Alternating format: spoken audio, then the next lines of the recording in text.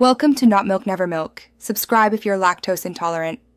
You begin by unblocking individual files and then changing Excel behavior. First, right-click the downloaded workbook, choose Properties, check Unblock and Apply. This stops Windows from flagging it.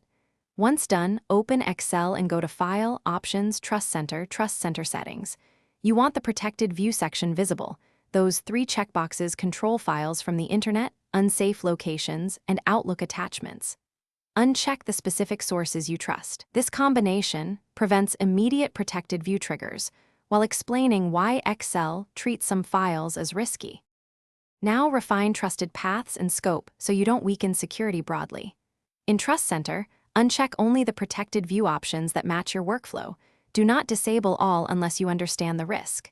Then go to Trusted Locations and add New Location, pointing to folders you use for downloads or shared drives. Enable subfolders if applicable. Make sure to keep Protected View for Internet downloads if you sometimes receive external files. Once done, files from trusted locations open normally, and you keep protection for unknown sources. Finish by restarting Excel and opening a known file to verify it bypasses Protected View. If the change worked, you'll be editing immediately. If not, check for two common causes.